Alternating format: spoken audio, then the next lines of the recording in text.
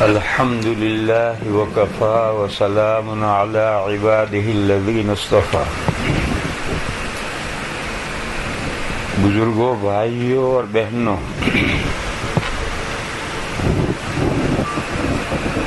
عصر کے بعد ایک سوال،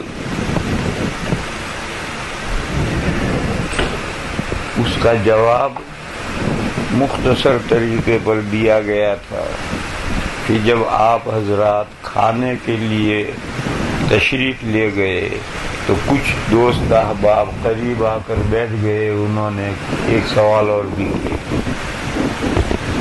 تقریریں الحمدللہ آپ حضرات سنتے رہتے ہیں، لیکن مسائل کا سمجھنا اور سمجھانا ہر ایک کے بس کا نہیں ہے۔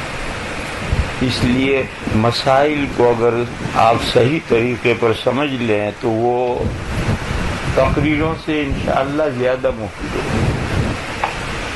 عصر کے بعد یہ سوال تھا کہ چاند کے تعلق سے تفصیل بیان کی جائے کہ شریعت میں رمضان کے شروع اور رمضان کے ختم پر چاند دیکھنے کی کتنی اہمیت ہے، اور حساب سے اندازہ کر کے کیلنڈر بنا کر اس پر عمل کرنے کا کیا حکم ہے، اس کی تھوڑی تفصیل میں نے عرض کی تھی، اس کو لوٹانا نہیں ہے، آپ حضرات نے سب نے سن رکھی ہے۔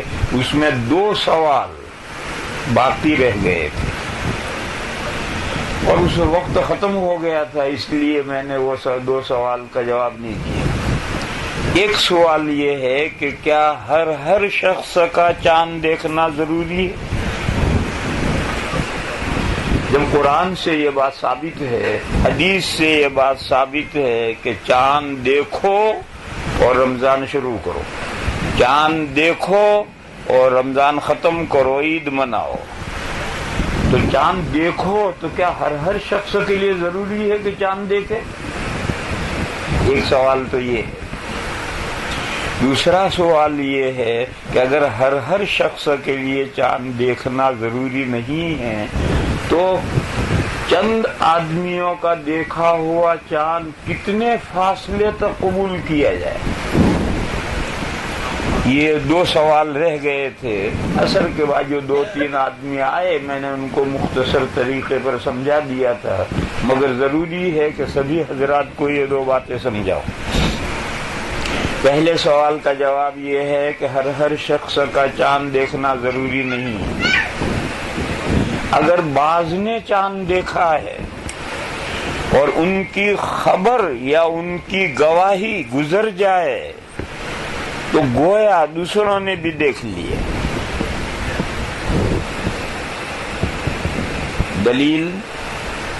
دلیل عقلی یہ ہے کہ اگر ہر شخص کا چاند دیکھنا ضروری ہوگا تو اندھے کیا کریں گے؟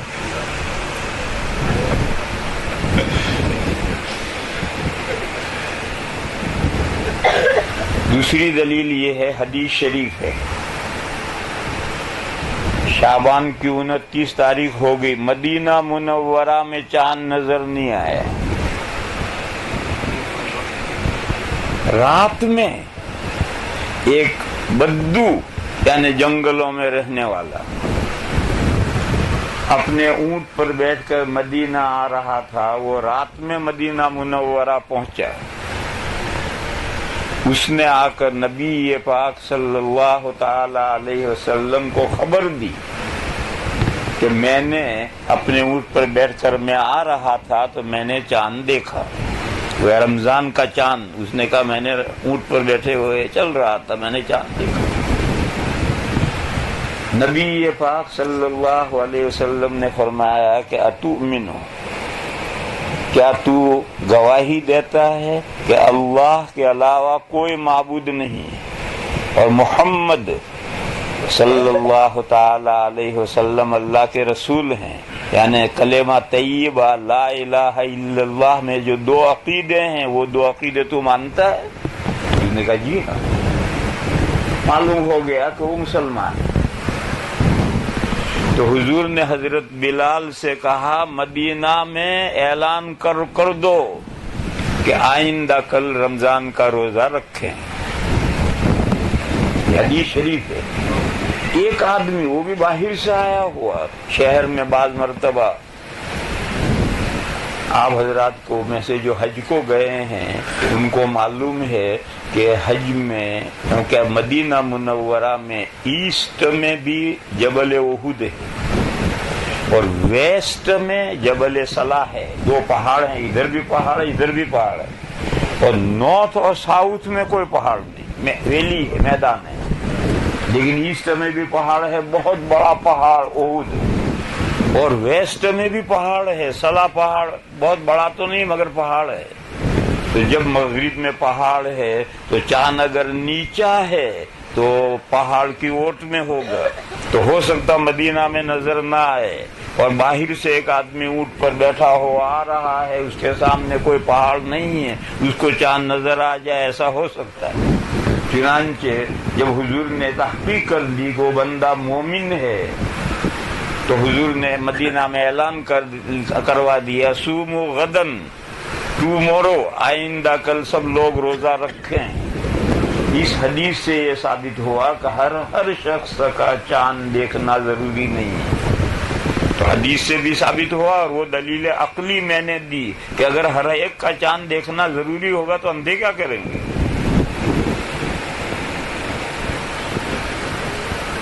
پھر مسائل ہیں, وہ سارے مسائل آپ لوگوں کے لیے جاننا ضروری نہیں ہے.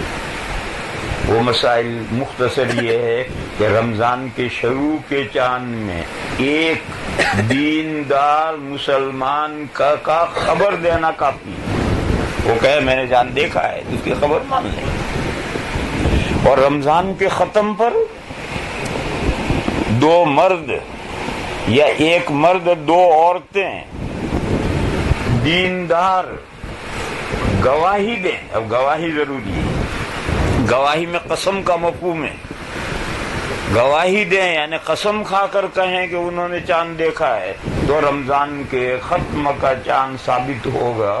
ایک آدمی دو آدمیوں کے, ایک آدمی دو عورت, صرف ایک آدمی صرف دو عورتوں کے گواہی دینے سے ثابت نہیں ہوگا. یہ سب مسائل ہیں, وہ آپ حضرات کے لیے سمجھنا ضروری نہیں ہے. اصل تو سمجھنا یہ ہے کہ ہر آدمی کا چاند دیکھنا ضروری نہیں ہے. بعض کا دیکھنا اور ان کا خبر دینا یا گواہی دینا, جبکہ اس کی خبر پر گواہی پر یقین ہو جائے تو گویا سبھی نے چاند دیکھا. دوسرا مسئلہ,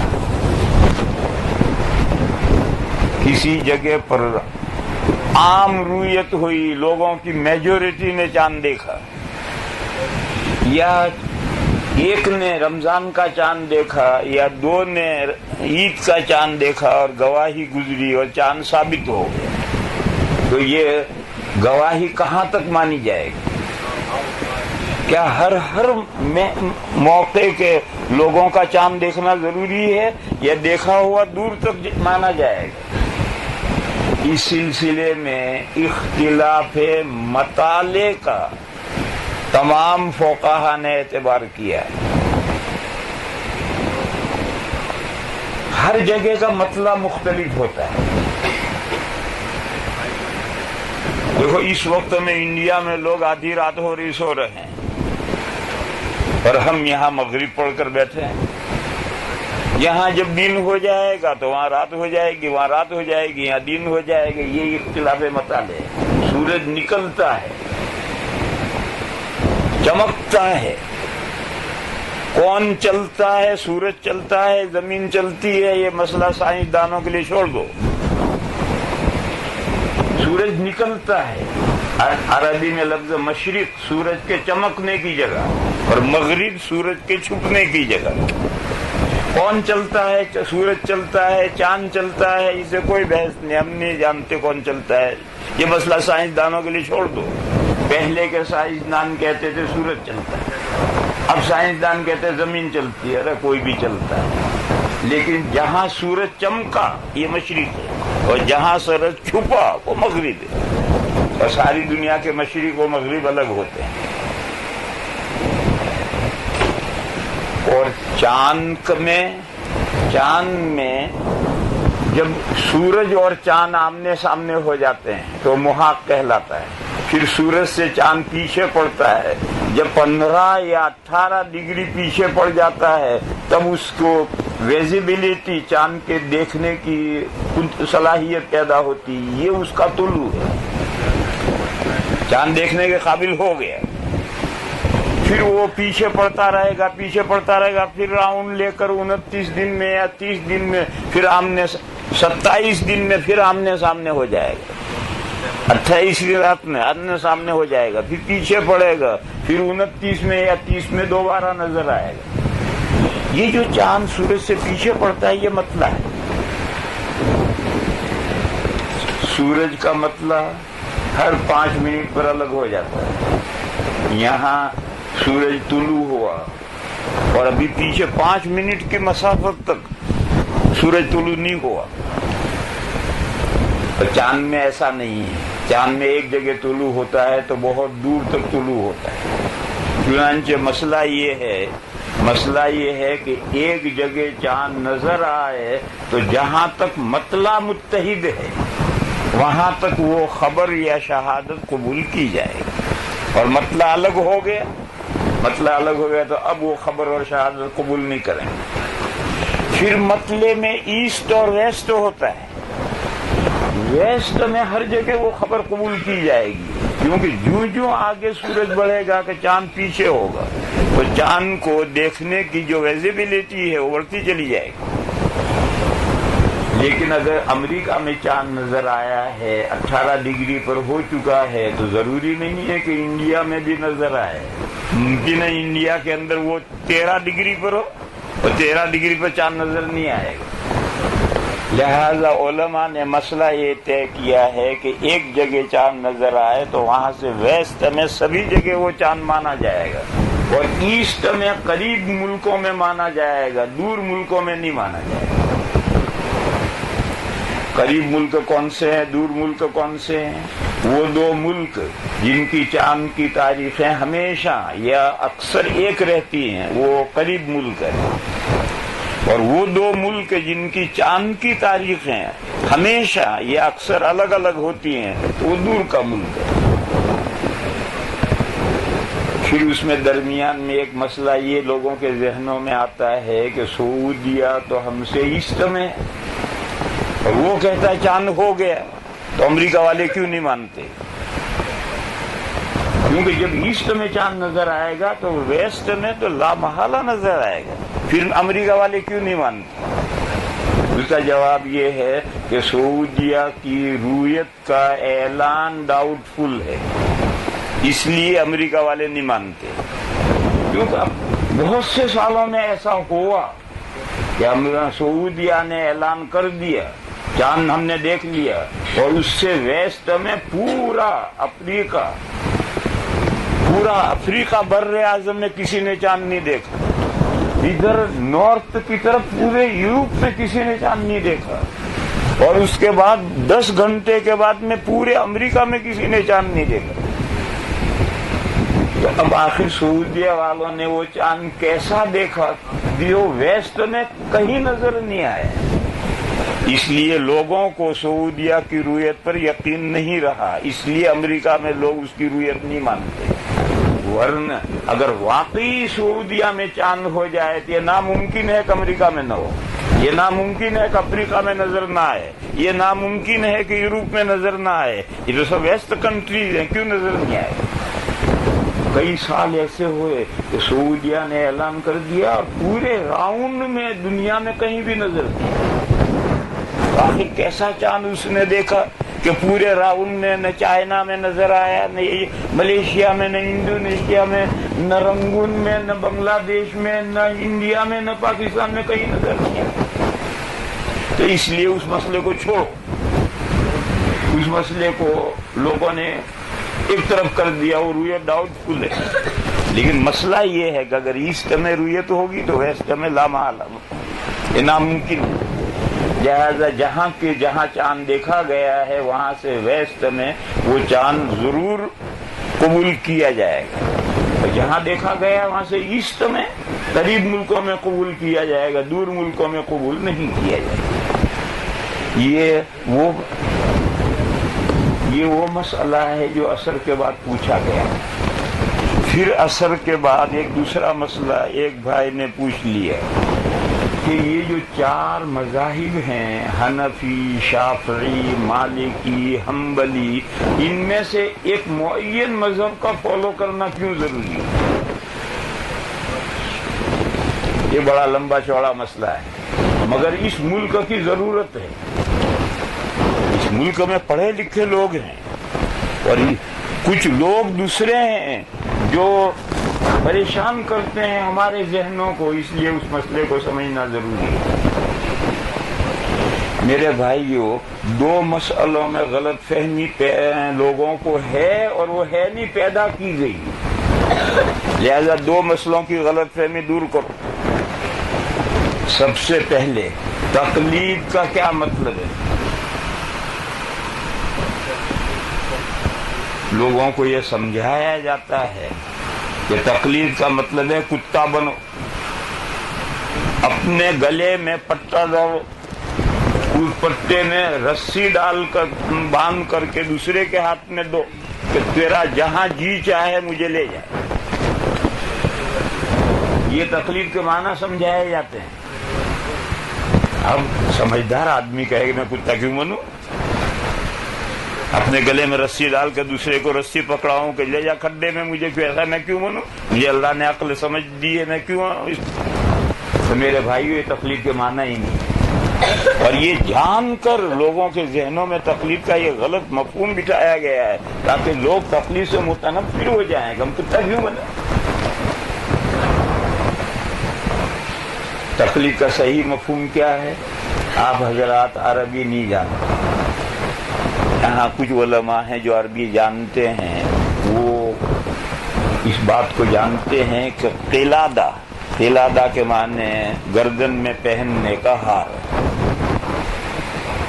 اس قلادہ سے 2 لفظ بنے ہیں، تقلید باب تفعیل اور تقلد باب تفاعل۔ یہ تقلد باب تفاعل ہے، اس کے معنی ہے اپنی گردن میں ہار پہننا، اپنی گردن میں پھندا ڈالنا، یہ تقلد کے معنی ہے جو لوگوں کو دھوکہ دے کر تقلید کے معنی بتائے گئے۔ آپ ذرا بھی اگر عربی جانتے ہیں اور جانتے ہیں، آپ عربی انگریزی کوئی بھی لغت لے کر ڈکشنری اٹھائیں اور دیکھیں، اس ملک کے لوگ اتنے ناسمجھ نہیں ہیں۔ آپ دیکھیں، تقلید کے معنی ہیں دوسرے کو عقیدت کا ہار پہنانا، دوسرے کو ہار پہنانا، خود اپنے گلے میں پٹا ڈالنا، یہ تقلید کے معنی نہیں، یہ تو تقلد کے معنی ہے۔ قلد یقلد تقلیدن کے معنی ہیں دوسرے کو ہار پہنانا، جیسے قلد القاضی، بادشاہ نے قاضی کو عہدہ سونپا، قاضی بنایا، بادشاہ نے کچھ گلے میں نہیں پہنا، بادشاہ نے اس کو حکم دیا اور اس کو سرٹیفکیٹ دیا، اس کو جج بنایا، قلد القاضی کا یہ مفہوم۔ بس اب سمجھو تقلید کے کیا معنی ہے۔ تب تقلید کے معنی سمجھنے کے لیے ایک میں مثال دوں، اس مثال سے آپ اس کے معنی سمجھیں گے۔ آج کے پلین سے 3 پارٹیوں کے 3 لیڈر آ رہے ہیں،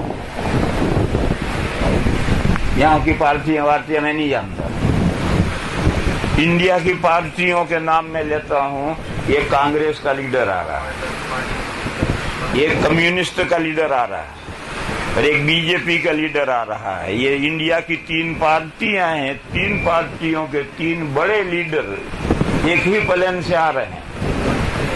تینوں پارٹیوں کے ورکر پھول ہار لے کر ایئرپورٹ پر پہنچے، پلین لینڈ ہوا، کانگریس کا ورکر آتا ہوا نظر آیا، تو جو مجمع کھڑا ہے اس میں سے جو کانگریس کے ورکر ہیں وہ اچھلیں گے، کودیں گے، زندہ باد مرد آباد، زندہ باد مرد آباد، اور دوسرے 2 ورکر چپ چاپ کھڑے رہیں گے۔ پھر جب وہ امیگریشن سے گزر کر یا ڈومیسٹک ہے تو سیدھا باہر آئے گا تو کانگریس کے ورکر جو پھول ہار لے کر آئے ہیں سب اسے پہنائیں گے، لا دیں گے. یہ ہے تقلید، انہوں نے ہار پہنایا اسے. پھر جب وہ لیڈر چلے گا تو اس پارٹی کے ورکر اس کے پیچھے پیچھے چلیں گے. یہ ہے فالوئنگ، یہی تقلید ہے کہ ہار پہناؤ اور ہار پہنا کر اس کے پیچھے پیچھے چلو. یہ ہے تقلید کا مقصد. دوسرے دو پارٹیوں کے ورکر کھڑے ہیں، تھوڑی دیر ہوئی کمیونسٹ کا لیڈر آتا ہوا نظر آیا، اب وہ اچھلیں گے کودیں. وہ جب قریب آئے گا تو سب اس کو ہار پہنائیں گے، پھر جب چلے گا تو سب ورکر اس کے پیچھے چلیں گے. ابھی تیسرے ورکر کھڑے ہیں چپ چاپ. تھوڑی دیر ہوئی بی جے پی کا لیڈر آتا ہوا نظر آیا، اب وہ اچھلیں گے کودیں گے اور وہ سب اس کو ہار پہنائیں گے اور وہ چلے گا تو اس کے پیچھے چلیں گے. تقلید کی یہ معنی ہے، دوسرے کو ہار پہنانا، پھر ہار پہنا کر اس کی فالوئنگ کرنا. اور دیکھو یہ تینوں پارٹیوں کے ورکر مانتے ہیں کہ یہ بھی انڈیا کا لیڈر ہے، یہ بھی انڈیا کی ایک پارٹی کا لیڈر ہے، یہ بھی انڈیا کی ایک پارٹی کا لیڈر ہے، مگر فالوئنگ سب کی نہیں ہوگی. جس کو ہار پہنا ہے اسی کی فالوئنگ کریں گے، اسی کے پیچھے پیچھے چلیں گے. اسی طریقے سے چار ائمہ کی جو تقلید کی جاتی ہے اس میں عقیدت کا ہار پہنایا جاتا ہے. کسی ملک کے لوگ امام اعظم کے عقیدت مند ہیں، کسی ملک کے لوگ امام شافعی علیہ الرحمہ کے عقیدت مند ہیں، کسی ملک کے لوگ امام مالک علیہ الرحمہ کے عقیدت مند ہیں، کسی ملک کے لوگ امام احمد ابن حنبل علیہ الرحمہ کے عقیدت مند ہیں. اور وہ جو کچھ دین انہوں نے سمجھایا ہے وہ کیونکہ ان سے عقیدت ہے تو ان کی باتوں پر عمل کرتے ہیں. یہ ہے تقلید کا مفہوم. تو سب سے پہلے اگر آپ تقلید کا مفہوم ذہن میں اچھی طرح سے سمجھ لیں تو آدھے اشکال تو خود ہی دور ہو جائیں گے کہ ہم کتا کیوں بنے. کتا نہیں بننا، کسی بڑے کو اپنی عقیدت کا ہار پہنانا ہے. اور جب اس کو بڑا ہم نے مان لیا تو اب وہ جو دین سمجھائے گا اس دین پر عمل کرنا. دوسری بات، لوگوں کے ذہنوں میں یہ غلط فہمی پیدا کی جاتی ہے کہ اللہ کی تقلید کیوں نہیں کرتے، اللہ کے رسول کی تقلید کیوں نہیں کرتے، قرآن و حدیث کی باتیں کیوں نہیں مانتے، صحابہ کی تقلید کیوں نہیں کرتے. چار اماموں کے علاوہ بھی امام ہوئے ان کی تقلید کیوں نہیں کرتے. یہ چار بت کیوں پکڑ رکھے ہیں تم نے، یہی لفظ استعمال کرتے ہیں کہ چار بت کیوں پکڑ رکھے ہیں. یہ شرک ہے. اللہ کے علاوہ کو تم نے بت بنائے ہیں چار اماموں کو، لہذا تم مشرک ہو.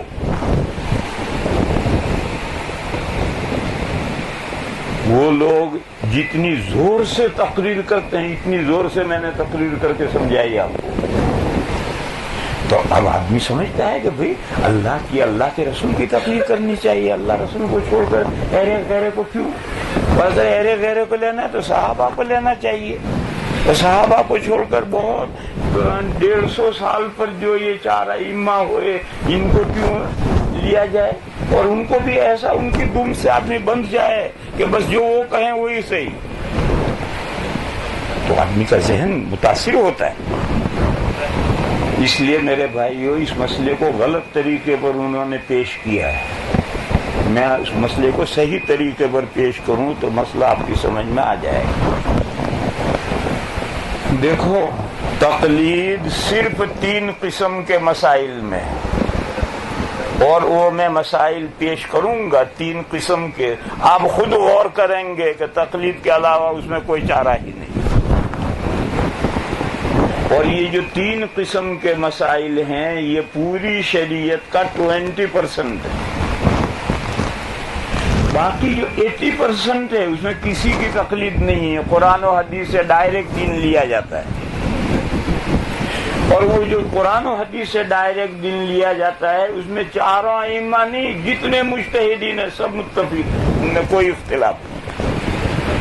کیوں؟ وہ مسائل قرآن و حدیث سے ڈائریکٹ لیے گئے ہیں. ابو حنیفہ علیہ الرحمٰن نے بھی قرآن و حدیث سے لیے، انہوں نے بھی ان میں کسی کی تقلید نہیں، قرآن و حدیث کی تقلید۔ البتہ 3 قسم کے مسائل ایسے ہیں کہ ان میں تقلید کی جاتی ہے اور تقلید کے علاوہ کوئی چارہ بھی نہیں۔ صرف 3 قسم کے مسائل ہیں جو فقہ اسلامی کا 20% ہے، مگر اب یہ تو ہو نہیں سکتا کہ فقہ حنفی کی کتابوں میں وہ 80% کے لیے الگ کتاب لکھی جائے اور 20% کے لیے الگ لکھی جائے، فقہ شافعی میں 80% کے لیے الگ کتاب لکھی جائے، 20% کے لیے الگ لکھی جائے، یہ تو ہو نہیں سکتا۔ تو 80 اور یہ 20 کی کتابوں میں فقہ حنفی، فقہ شافعی، فقہ مالکی، فقہ حنبلی، تو اب لوگ یہ سمجھتے ہیں کہ فقہ حنفی میں ساری باتیں امام ابو حنیفہ کی، یہ فقہ شافعی میں ساری باتیں امام شافعی کی ہیں۔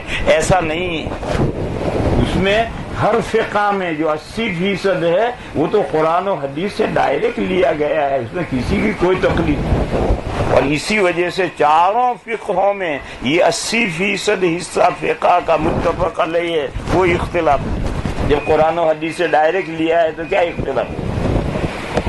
ہاں، 3 قسم کے مسائل ہیں جن میں تقلید ضروری ہے، وہ 3 قسم کے مسائل سمجھو۔ قرآن کریم میں تو 2 آیتیں کسی ایک حکم کے سلسلے میں مختلف ہیں ہی نہیں، کہ ایک آیت یوں کہہ رہی ہے دوسری آیت یوں کہہ رہی ہے، ایسا نہیں۔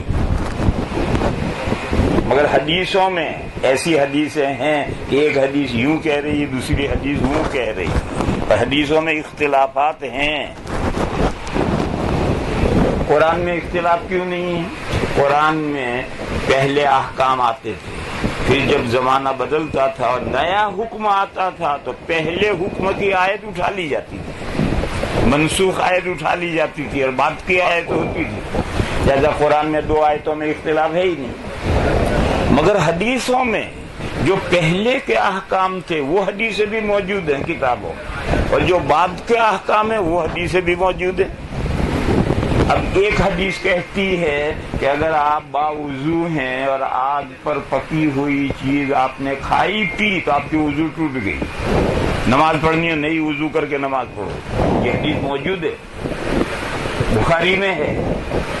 اور ایسی بے حساب حدیثیں ہیں کہ حضور پاک صلی اللہ تعالی علیہ وسلم اور صحابہ کرام آگ پر پکی ہوئی چیزیں کھاتے پیتے تھے، پھر نئی وضو کیے بغیر نماز پڑھتے پڑھاتے تھے۔ یہ حدیثیں بھی کتابوں میں ہیں، یہ حدیث بھی ہے۔ تو جب ایسی صورت پیش آئے گی تو اب ان کو سارٹ آؤٹ کیسے کیا جائے؟ پہلے کی حدیث کون سی، بعد کی حدیث کون سی؟ اس سلسلے میں کبھی تو حدیث میں اشارہ ہوتا ہے کہ یہ حدیث پہلے کی، یہ حدیث بعد کی، تو بعد والی حدیث پر عمل کیا جاتا ہے، پہلے والی حدیث کو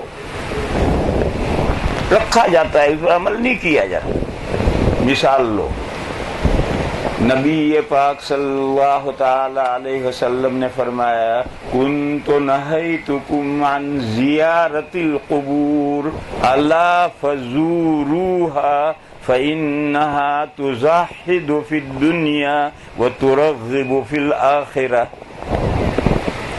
حضور نے فرمایا کہ میں نے آپ لوگوں کو قبرستان جانے سے منع کیا تھا، قبرستان مت جایا کرو۔ یہ اسلام کے دور اول میں یہ حکم تھا کہ جنازہ دفن کرنے کے لیے جاؤ بس، صرف اس کے علاوہ قبرستان میں مت جاؤ۔ میں نے آپ لوگوں کو قبرستان جانے سے منع کیا تھا، اب یہ حکم ختم ہو گیا۔ اب اللہ نے قبرستان کی وزٹ کے لیے، مردوں کو ایصال ثواب کے لیے، مردوں کے لیے دعائے مغفرت کرنے کے لیے جانے کی اللہ نے اجازت دے دی ہے، قبرستان جاؤ۔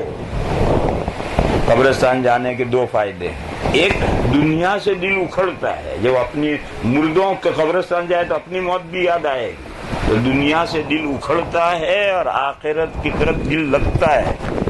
یہ قبرستان جانے کے 2 فائدے ہیں، لہذا قبرستان جایا کرو۔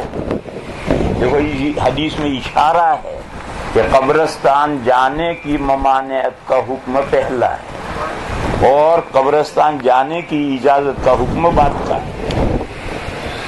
تو اگر حدیث ہی میں اشارہ موجود ہے کہ یہ حکم پہلے کا یہ حکم بعد کا، یا جیسے میں نے کہا کہ یہ حدیثیں بھی ہیں کہ آگ پر پکی ہوئی چیز کھاؤ پیو تو نئی وضو کرو، اور یہ حدیثیں بھی ہیں کہ وضو نہیں ٹوٹتی، بغیر نئی وضو کیے نماز پڑھ سکتے۔ ان میں پہلے کا حکم کون سا، بعد کا حکم کون سا؟ حضرت جابر رضی اللہ تعالیٰ عنہ کی حدیث ہے کہ ابو داؤد میں ہے، کان آخر الامرین من رسول اللہ صلی اللہ علیہ وسلم ترک الوضوء مما مست النار۔ حضرت جابر ابن عبداللہ فرماتے ہیں کہ حضور کا بعد کا عمل آگ پر پکی ہوئی چیز کھانے پینے کے بعد وضو نہ کرنے کا تھا، ترک الوضوء۔ طے ہو گیا کہ وہ جو وضو کرنے کی روایتیں ہیں وہ سب پہلے کی روایتیں ہیں، منسوخ ہیں، اور حضور کا بعد کا عمل یہ ہے اور یہ ناسخ ہے، لہٰذا اس پر عمل ہوگا اس پر عمل نہیں ہوگا۔ لیکن بہت سی مرتبہ حدیث میں کوئی اشارہ نہیں ہوتا ہے۔ مثال لو، اعلیٰ درجے کی صحیح حدیثیں موجود ہیں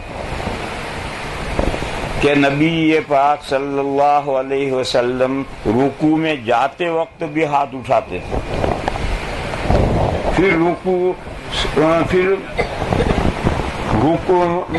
سے کھڑے ہوتے تب بھی ہاتھ اٹھاتے تھے، قیام سے رکوع میں جاتے وقت بھی ہاتھ اٹھا کر رکوع میں جاتے تھے، پھر رکوع سے کھڑے ہوتے تھے پھر بھی ہاتھ اٹھاتے تھے، دو سجدے پہلے سجدے سے اٹھ کر بیٹھتے تھے تب بھی ہاتھ اٹھاتے تھے، تیسری رکعت کے لیے کھڑے ہوتے تھے تب بھی ہاتھ اٹھاتے تھے، اور نماز میں جہاں بھی اٹھنا اور جھکنا ہے، ہر اٹھنے جھکنے میں فی کل خفض و رفع، جہاں بھی نماز میں جھکنا ہے اٹھنا ہے سب جگہ حضور ہاتھ اٹھاتے تھے۔ یہ سب حدیثیں ہیں اور سب صحیح حدیثیں ہیں، اور ایسی بھی حدیثیں ہیں کہ نبی پاک صلی اللہ علیہ وسلم نماز میں کہیں ہاتھ نہیں اٹھاتے، صرف تکبیر تحریمہ میں ہاتھ اٹھاتے تھے۔ یہ تکبیر تحریمہ نماز کے بارڈر پر ہے، تکبیر تحریمہ نماز کے بارڈر پر ہے، اور تکبیر تحریمہ میں بھی تکبیر کہنے سے پہلے ہاتھ اٹھاتے ہیں۔ آپ کبھی غور کریں، ہم نماز پڑھنے کھڑے ہوتے ہیں تو کیا کرتے ہیں؟ ابھی تو نماز شروع نہیں ہوئی، یہ تو ہاتھ ہم نے نماز میں داخل ہونے سے پہلے اٹھائے، اللہ اکبر، اکبر پر پہنچے اب نماز شروع ہوئی، تو یہ تو رفع دین سارا باہر ہے، نماز سے باہر ہے۔ نماز تو جب تکبیر پوری ہوگی وہاں سے نماز شروع ہوئی، تو تکبیر بارڈر پر ہے اور رفع دین بارڈر سے بھی پہلے ہاتھ اٹھائے جاتے ہیں۔ بس اس جگہ ایک جگہ حضور ہاتھ اٹھاتے تھے، پھر پوری نماز میں کہیں ہاتھ نہیں اٹھاتے۔ ایسی بھی حدیثیں ہیں اور اعلیٰ درجے کی صحیح حدیث ہے۔ حضرت ابن مسعود کی حدیث ہے، حضرت براء ابن عازب کی حدیث ہے، یہ حدیثیں بھی۔ اب ظاہر ہے کہ یہ دونوں عمل حضور کے ایک زمانے کے نہیں ہو سکتے، زمانہ متعین کرنا پڑے گا۔ حضور کا ایک عمل پہلے کا ہوگا، ایک عمل بعد کا ہوگا، اور اس کی تعین ہر مسلمان نہیں کر سکتا۔ ائمہ آئے، انہوں نے غور کیا تو ان میں بھی اختلاف ہو گیا۔ دو بڑے اماموں نے، امام اعظم ابو حنیفہ علیہ الرحمہ نے اور امام مالک علیہ الرحمہ نے یہ طے کیا کہ رفع دین کی حدیثیں پہلے دور کی ہیں، پھر آہستہ آہستہ رفع کم ہوتا گیا، ہر اونچ نیچ پر رفع ختم ہوا، پھر سجدوں کے بیچ کا رفع ختم ہوا، پھر اس کے بعد تیسری رکعت کا رفع ختم ہوا، پھر رکوع سجدے کا رفع ختم ہوا، اور آخر میں نماز میں کوئی رفع دین نہیں رہا۔ تکبیر تحریمہ میں نماز سے باہر رفع دین رہا، نماز میں سب رفع ختم۔ یہ بڑے دو اماموں نے طے کیا، امام اعظم نے اور امام مالک نے، اور دوسرے دو اماموں نے کہا نہیں، اس کا الٹا، پہلے نماز میں رفع یدین کہیں نہیں تھا، پھر رفع یدین بڑھا. پہلے صرف تکبیر تحریمہ میں رفع تھا جو نماز سے باہر ہے، پھر رکوع میں جاتے رکوع سے اٹھتے رفع یدین بڑھا. پھر انہوں نے کہا کہ تیسری رکعت کے شروع میں رفع یدین بڑھا. امام شافعی اور امام احمد رحمہم اللہ نے روایات کو یوں سارٹ آؤٹ کیا کہ یہ ترک رفع کی روایتیں پہلے ہیں، رفع یدین نہ کرنے کی روایتیں پہلے ہیں، اور بعد میں رفع کا اضافہ ہو. اور دو اماموں نے کہا کہ نہیں، ایسا نہیں. اب یہ جو فیصلہ کریں گے ائمہ تو کوئی قرائن ہوں گے جن دلائل سے کریں گے. بڑے دو اماموں نے کہا، سنو بہت دلیل. بڑے دو اماموں نے کہا نبی پاک صلی اللہ تعالی علیہ وسلم کی حیات مبارکہ میں 17 نمازیں حضرت ابو بکر نے پڑھائی ہیں. حضور ابھی گھر میں بیمار ہیں، حیات ہیں، اور 17 نمازیں ابو بکر نے پڑھائی ہیں. ابو بکر نے نماز میں رفع یدین نہیں کیا. پھر 2 سال وہ خلیفہ رہے، انہوں نے اپنی خلافت میں رفع یدین نہیں کیا. پھر حضرت عمر 10 سال خلیفہ رہے، انہوں نے اپنے 10 سال میں کبھی رفع یدین نہیں کیا.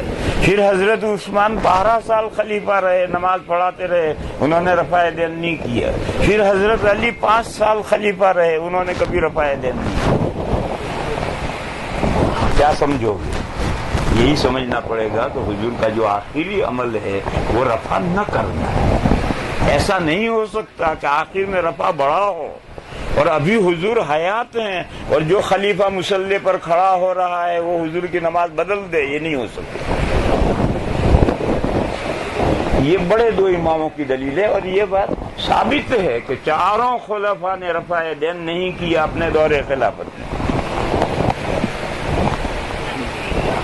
دوسرے دو امام آئے، انہوں نے کہا صغار صحابہ نے خلفائے راشدین کا زمانہ گزرنے کے بعد، صحابہ کا زمانہ تو 100 سال کا ہے، ان 100 سال میں حضرت ابن عمر نے رفع یدین کیا، مالک ابن الحویرث نے رفع یدین کیا، فلاں نے ان صحابہ نے رفع یدین کیا. اگر رفع یدین منسوخ ہوتا تو یہ صحابہ نے کیسے کیا؟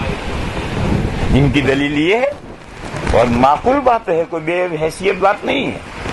اگر رفع ختم ہو گیا تھا تو آخر ان صحابہ نے جن کے میں نے نام لیے انہوں نے رفع یدین کیسے کیا؟ تو انہوں نے طے کیا کہ حضور کا پہلے کا عمل رفع نہ کرنا تھا، بعد میں رفع بڑھا. تو ان دو اماموں نے یوں طے کیا، ان دو اماموں نے یوں طے کیا. پھر نقطۂ نظر میں اختلاف ہوا کہ ہم نماز میں جو ہاتھ اٹھاتے ہیں یہ حرکت ہے یا نماز کی زینت ہے. دو بڑے اماموں نے کہا یہ حرکت ہے اور نماز میں حرکت نہیں کرنی چاہیے.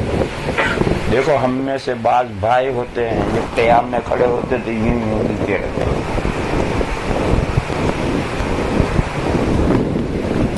کوئی عام بات نہیں، کوئی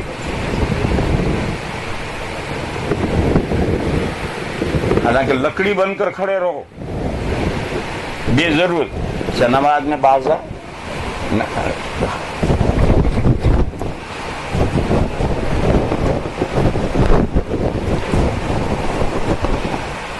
کیا تماشا ہے؟ ابھی تو مجھے کہیں کھجلی نہیں آ رہی تھی، جہاں ہاتھ باندھے کہ بس ادھر بھی کھجلی، ادھر بھی کھجلی، ادھر بھی کھجلی، ادھر بھی کھجلی. یہ حرکت ہے، نماز کے منافی ہے. مسلم شریف کی روایت میں صحابی کہتے ہیں کہ نبی پاک صلی اللہ تعالی علیہ وسلم گھر میں سے مسجد میں تشریف لائے. مسجد میں لوگ اپنی اپنی نفلیں پڑھ رہے تھے. تو اس وقت طریقہ یہ تھا کہ جب سلام پھیریں گے تو یوں کہیں گے السلام علیکم ورحمۃ اللہ، السلام علیکم ورحمۃ اللہ، ہاتھ کے ساتھ رفع یدین بھی کرتے. تو حضور نے فرمایا ما لی اراکم ترفعون ایدیکم کاذناب خیل شمس اسکنوا فی الصلاۃ. فرمایا یہ گھوڑا دم جھٹک جھٹک کھٹک کھٹک کھٹک کھٹک گھوڑا دم کرتا ہے، اس طرح سے ہاتھ ہلاتے، نماز میں سکون سے رہو. مسلم شریف میں روایت ہے، یہ رفع یدین کے بارے میں نہیں، سلام پر جو ہاتھ اٹھاتے تھے، مگر حضور نے فرمایا اسکنوا فی الصلاۃ، نماز میں سکون سے رہو. معلوم ہوا نماز کی ماہیت سکون ہے.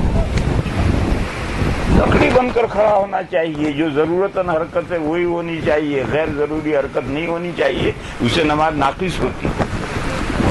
تو بڑے دو اماموں نے کہا کہ یہ جو رفع یدین یہ محض حرکت ہے، زبان سے ہم اللہ اکبر کہہ رہے ہیں، بس کافی ہے، ہاتھ اٹھانے کی کیا ضرورت ہے. لہذا انہوں نے دو قسم کی روایتوں میں سے رفع یدین والی روایت کو پہلے زمانے کا عمل قرار دیا اور ترک رفع کو بعد کا عمل قرار دیا.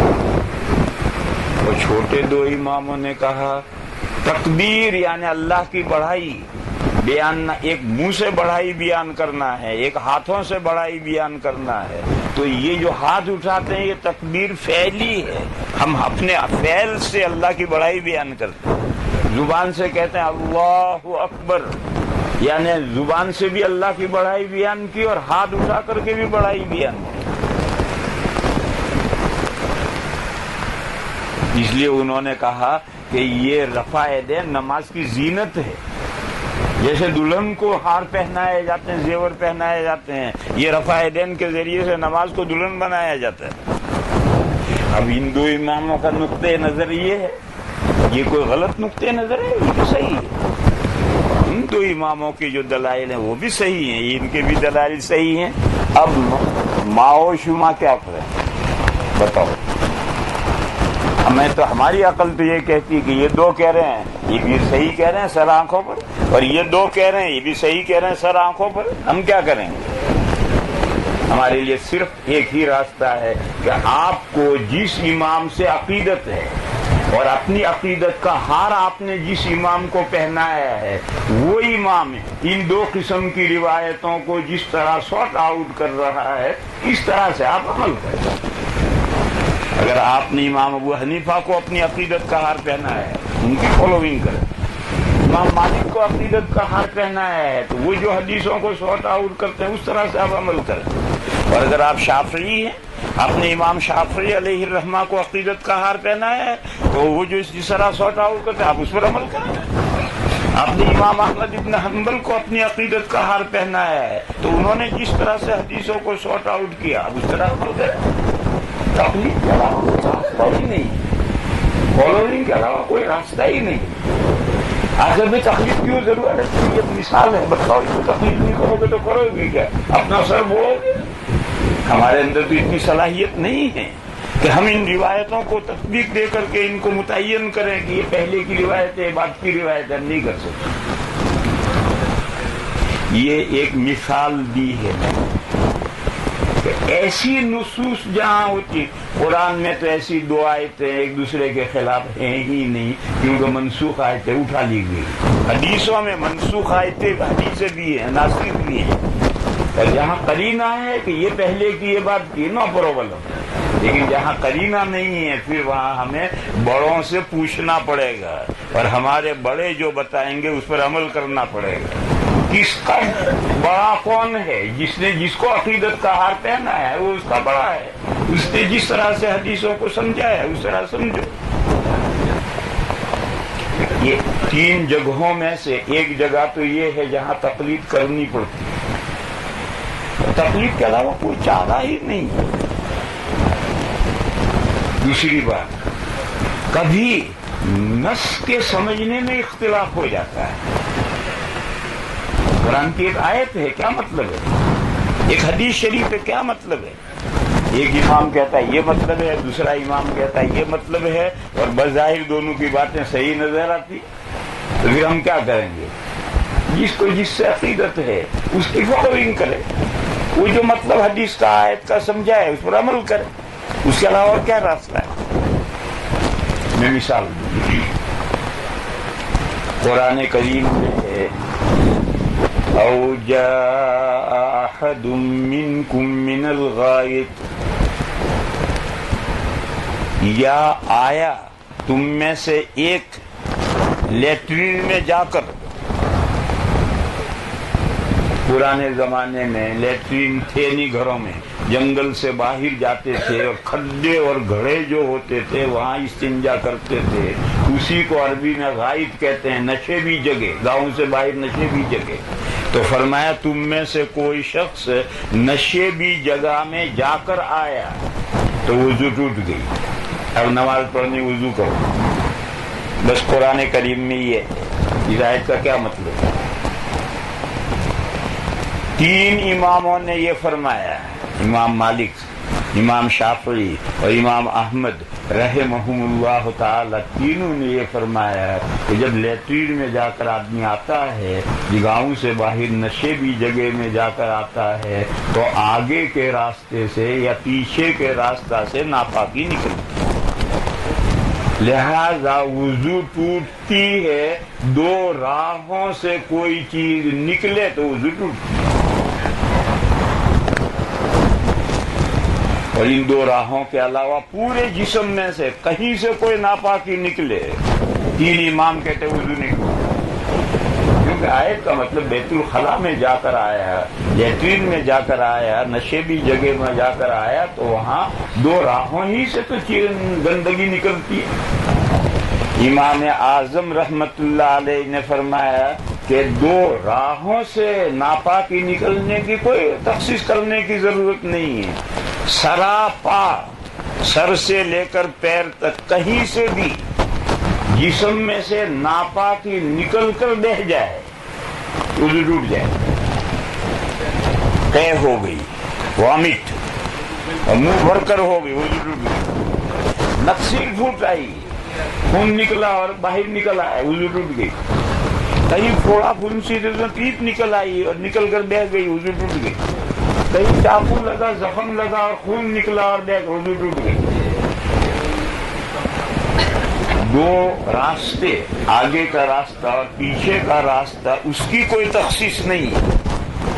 آگے کے راستے سے یا پیچھے کے راستے سے نجاست نکلے تو وضو ٹوٹتی ہی ہے، لیکن اس کے علاوہ پورے جسم میں سے کہیں سے بھی، منہ میں سے، دانتوں میں سے، ناک میں سے، پھنسی میں سے، پھوڑے میں سے، زخم میں سے، کہیں سے بھی پیٹ میں جو ناپاکی ہے وہ اگر یوں نکلے تو بھی وضو ٹوٹتی ہے، اور وہ پیٹ کی ناپاکی اگر وامٹ ہو کر یوں نکلے تو بھی وضو ٹوٹتی ہے.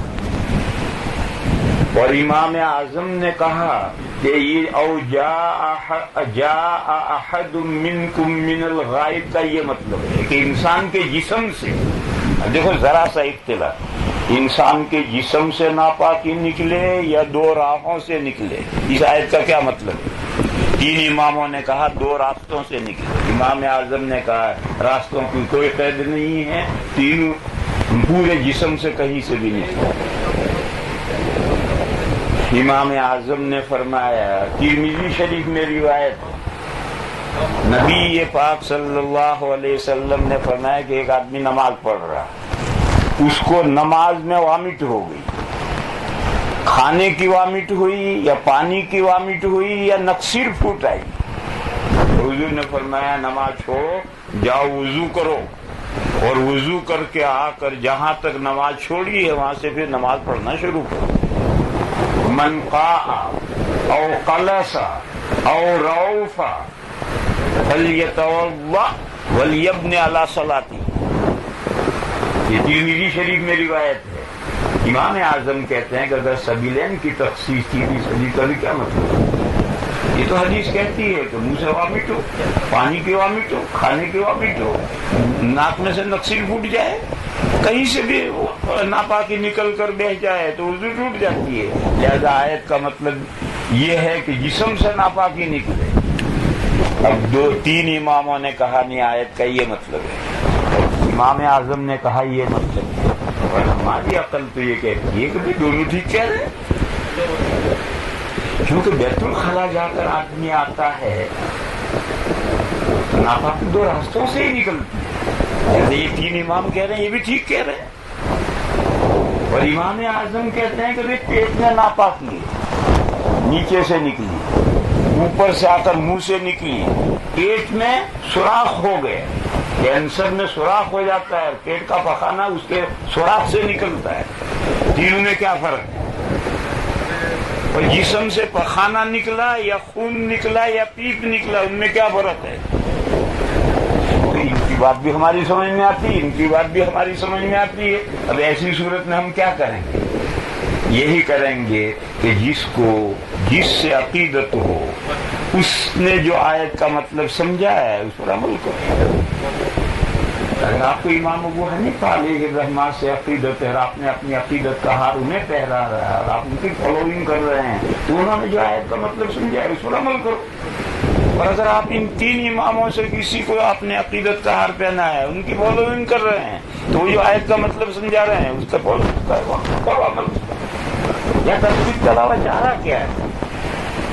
دوسری مثال لو حدیث کی، نبی پاک صلی اللہ تعالی علیہ وسلم نے تہجد گزار بندوں سے فرمایا، جو لوگ رات میں اٹھ کے تہجد پڑھتے ہیں ان سے فرمایا صلاۃ اللیل مثنی مثنی، تہجد میں ہر 2 رکعت پر سلام پھیرو، کیونکہ صحابہ تہجد میں لمبی قرات کرتے تھے، تو 4 کی نیت باندھو گے تو تھک جاؤ گے، 2 کی نیت باندھو، لمبی پڑھو، سلام پھیرو، ٹانگیں سیدھی کرو، چائے وائے تھرمس میں رکھی ہو پی لو، بیڑی نہ پیجیے، چلو چائے پیے تو بیڑی بھی پی لے، نہیں، اور تھوڑی دیر سستا لو، آرام کر لو، پھر کھڑے ہو، پھر 2 کی نیت باندھو۔ تو حضور نے فرمایا صلاۃ اللیل مثنی مثنی، تہجد کی نماز 2 رکعتیں پڑھو۔ فَإِذَا خِفْتَ الصُّبْحَ فَأَوْتِرْ بِرَكْعَةٍ، پھر جب تمہیں یہ اندیشہ لاحق ہو کہ اب صبح صادق ہونے والی ہے تو 1 رکعت کے ذریعے سے طاق بناؤ، یعنی وتر پڑھو۔ اس کے لیے حضور نے فرمایا فَأَوْتِرْ بِرَكْعَةٍ، 1 رکعت کے ذریعے سے نماز کو طاق بناؤ۔ کیا مطلب ہے؟ 1 رکعت کے ذریعے سے نماز کو طاق بناؤ۔ طاق اور وہ سمجھتے تو نہیں سمجھتے؟ 3 طاق ہیں اور 4 اور جفت ہیں۔ حضور نے فرمایا 1 رکعت کے ذریعے طاق بناؤ، کیا مطلب؟ 3 اماموں نے کہا اس کا مطلب یہ ہے کہ جب آپ کو اندیشہ ہو کہ اب صبح صادق ہونے والی ہے تو وتر کی صرف 1 رکعت الگ پڑھو، اور وہ 1 رکعت تہجد کی پوری نماز میں شامل ہو کر تہجد کی پوری نماز کو طاق بنا دے۔ چنانچہ 3 ائمہ کے یہاں یہ ہے کہ وتر کی 1 رکعت الگ سلام سے پڑھو، اور اس سے پہلے آپ نے جتنی تہجد کی نماز 2 پڑھی ہیں یہ 1 رکعت سب میں شامل ہوگی، اور سب میں شامل ہو کر رات کی پوری نماز کو طاق بنا دے۔ امام اعظم نے کہا یہ مطلب ہی نہیں ہے۔ امام اعظم نے کہا کہ جب صبح کا اندیشہ ہو تو اب 2 کی نیت مت باندھو، اب 2 کے ساتھ تیسری کی ملاؤ، اور اس تیسری کے ذریعے سے ان 2 کو طاق بناؤ۔ رات میں 2 جفت 2 جفت 2 جفت 2 جفت، اب صبح ہونے والی ہے تو اب 2 کی نیت مت باندھو، اب 3 بنو، تو اب جو آخری 2 پڑھو گے اس کو یہ 1 رکعت ملا کر کے طاق بنا دے گا۔ پھر یہ 3 رکعتیں ملیں گی اور رات کی نماز کو مغرب سے لے کر جتنی نمازیں پڑھی ہیں آپ نے سب کو طاق بنا دے۔ یہ 1 رکعت 2 رکعت کو پہلے طاق بنائے، پھر 3 مل کر رات کی نماز میں شامل ہو۔ لہذا یہ 3 رکعتیں 1 سلام سے پڑھنی ہے، بیچ میں سلام نہیں پھیرنا۔ اور امام اعظم نے کہا دلیل یہ ہے کہ نسائی شریف میں سند صحیح کے ساتھ روایت حضرت عائشہ صدیقہ رضی اللہ تعالی عنہا کہ کان النبی صلی اللہ علیہ وسلم لا یسلم علی رکعتی الوتر، نبی پاک صلی اللہ علیہ وسلم وتروں کی 2 رکعت پر سلام نہیں پھیرا کرتے۔ حدیث ہے، نسائی شریف میں ہے، اعلیٰ درجے کی صحیح سند ہے۔ حضرت عائشہ فرماتی جو گھر کی ہیں وہ فرماتی ہیں کہ نبی پاک صلی اللہ تعالی علیہ وسلم وتر کی 2 رکعتوں پر سلام نہیں پھیرتے. اب اس حدیث کی موجودگی میں اوتر برکعتین کا مطلب متعین کرنا پڑے گا، اور وہ وہی ہے کہ اب 3 رکعتیں، 2 کی نیت مت باندھو، 3 کی نیت باندھو اور ایک سلام سے 3 پڑھو. تو اس ایک رکعت نے سب سے پہلے 2 کو طاق بنائے، پھر تینوں تہجد میں نہیں، رات کی پوری نماز میں شامل ہوں گی، سب کو طاق بنا دے. اس مسئلے کو سمجھو. مغرب کی نماز وتر النہار ہے، دن کو نماز کو طاق بناتی ہے. مغرب کی 3 رکعتیں اس لیے ہیں کہ دن کی پوری نماز میں فجر کی سنتوں فرضوں سے لے کر پورے دن جتنی آپ نے نماز پڑھی ہے، مغرب کی نماز ان میں شامل ہو کر سب کو طاق بنائے گی. اور پھر مغرب کے بعد جتنی پڑھی ہیں، مغرب کے بعد کی سنتیں، عشاء، نفلیں، تہجد، ان کے آخر میں وتر آیا ہے، وہ وتر رات کی نمازوں میں شامل ہو کر پوری نماز کو طاق بنا دے.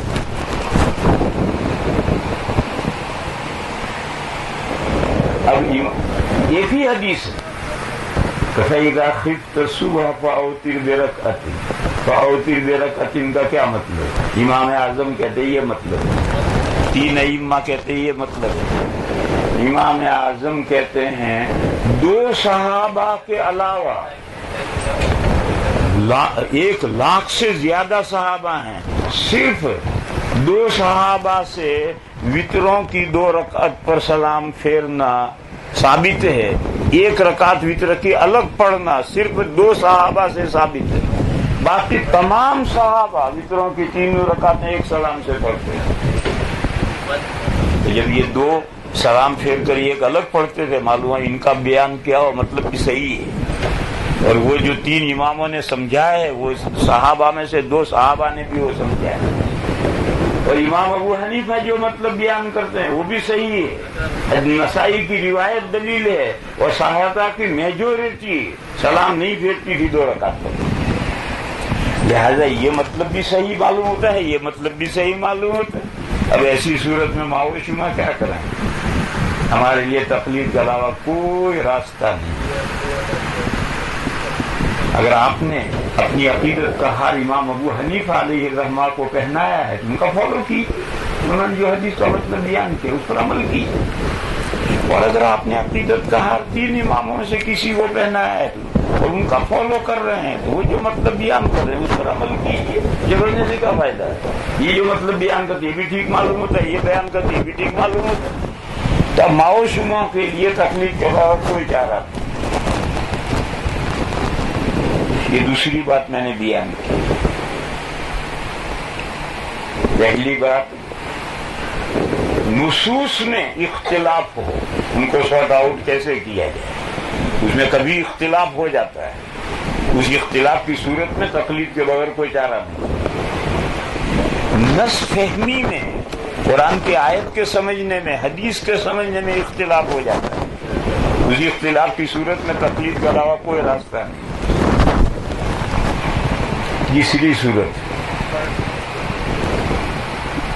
دیکھو قرآن و حدیث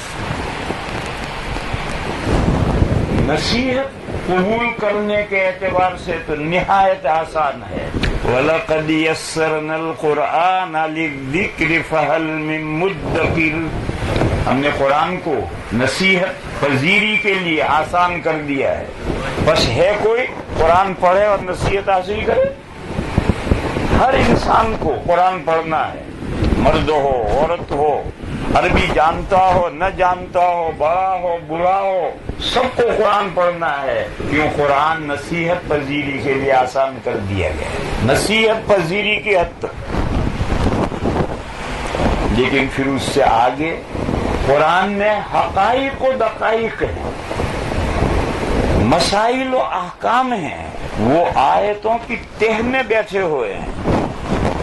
جیسے دریا میں، سمندر میں لوکی ڈال دو تو لوکی اوپر تیرے گی، اور موتی تہ میں ہوتے ہیں، موتی اوپر نہیں تیرا کرتا. تو لوکی پکڑنی ہو پکڑ لو کوئی بھی جا کر.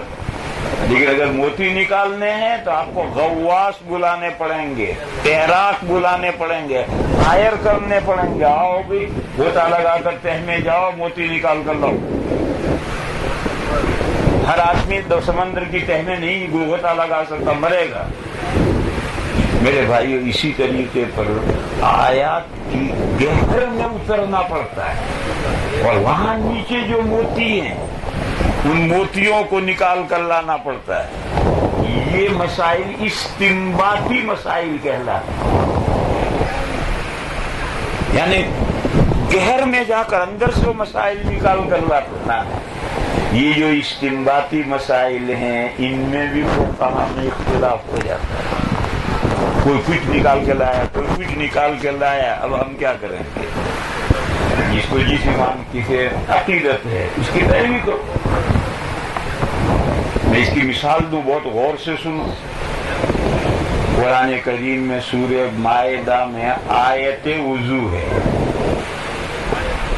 اے وہ لوگو جو ایمان لائے ہو، جب تمہارا نماز پڑھنے کا ارادہ بنے تو اپنے چہروں کو دھو، اپنے ہاتھوں کو کوہنیوں سمیت دھو، اپنے سروں پر مسح کرو، اپنے پیروں کو ٹخنوں تک دھو۔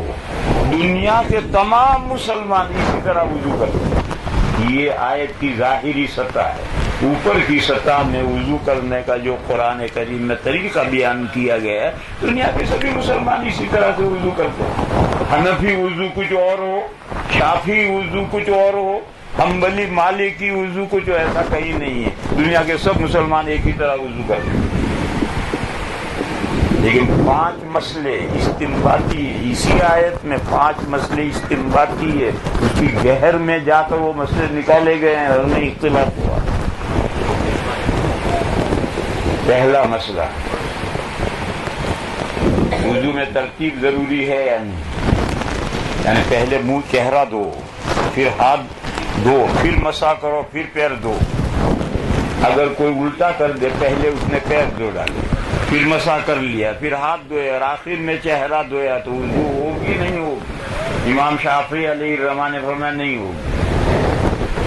قرآن میں جو ترتیب ہے اسی ترتیب سے وضو کرو گے تو وضو ہوگی، ترتیب فرض ہے۔ اور باقی 3 اماموں نے کہا کہ نہیں، ایسا کوئی ضروری نہیں۔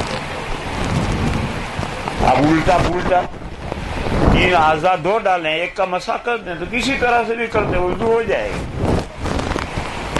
حضرت امام شافعی علیہ الرحمہ نے فرمایا کہ آیت میں واو آیا ہے، فَاغْسِلُوا وُجُوهَكُمْ وَأَيْدِيَكُمْ وَامْسَحُوا، یہ واو ترتیب کے لیے۔ حضرت امام شافعی علیہ الرحمہ یہ فرماتے ہیں۔ دوسرے 3 مجتہد کہتے ہیں کہ نہیں، واو مطلق جمع کے لیے، چاروں کام کر ڈالو وضو ہوگا۔ اب ایک امام کہتا ہے کہ ترتیب فرض ہے، 3 امام کہتے ہیں ترتیب فرض نہیں، ہم کیا کریں؟ دوسرا مسئلہ لو، موالات کا کیا حکم ہے؟ یعنی ایک عضو دھونے کے بعد میں اتنی دیر ہو گئی کہ وہ عضو بدن کی گرمی سے یا ہوا سے خشک ہو، پھر اگلا عضو دھویا اور وضو پوری کی تو نماز وضو ہوئی یا نہیں ہوئی؟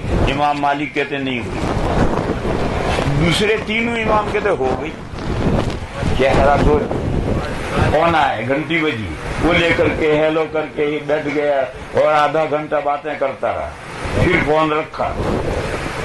امام مالک کہتے ہیں وضو پھر شروع کرو، چہرہ خشک ہو گیا، اب آگے وضو کرو گے وضو نہیں ہوگی، موالات فرض ہے۔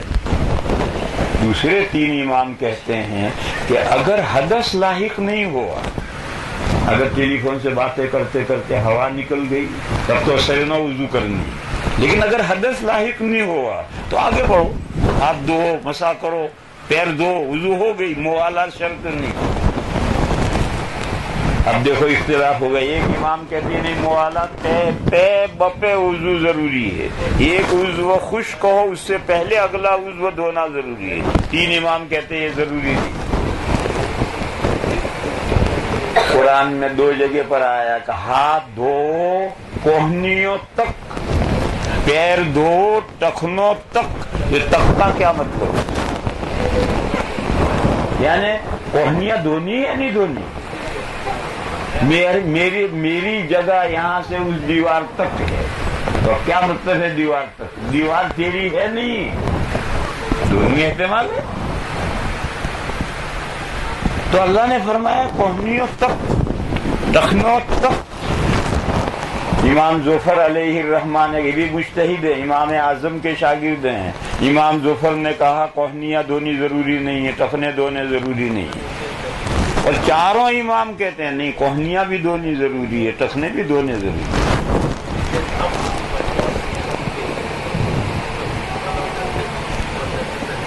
امام ظفر کیا کہتے ہیں؟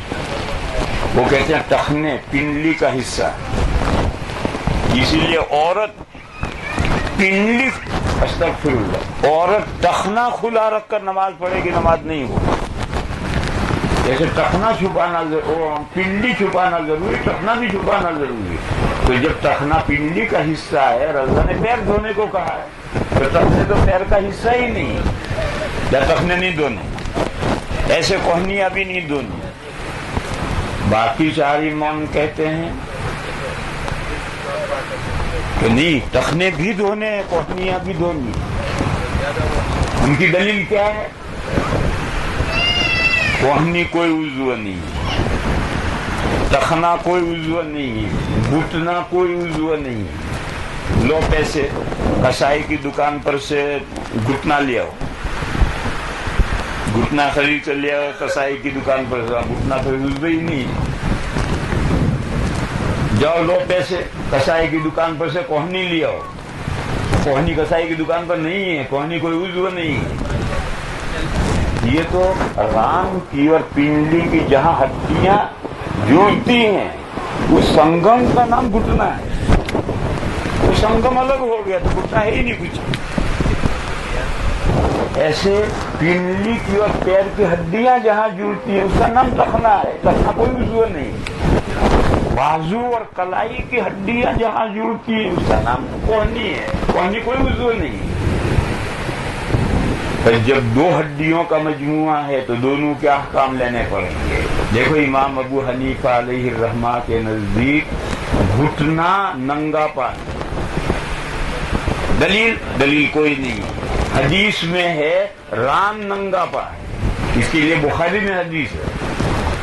اور جب ران ننگا پا ہے، گھٹنا نام ہے ران کے سرے اور پنڈلی کے سرے کا، تو ران کا اپنے آخری سرے تک ننگا پا ہے، اور گھٹنے کا ہاتھ یہ حصہ ہے، تو اگلا ہاتھ وہ بھی ننگا پا ہوگا۔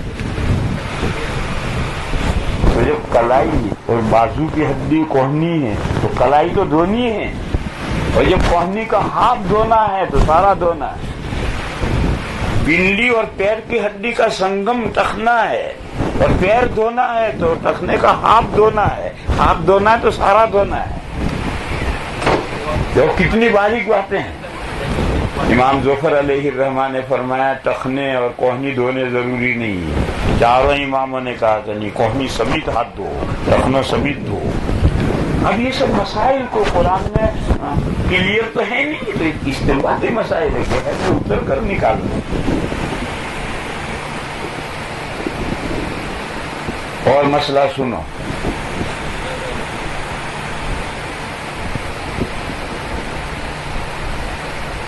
اللہ نے فرمایا وَامْسَحُوا بِرُؤُوسِكُمْ، اس میں با آئی، اپنے سروں کا مسح کرو۔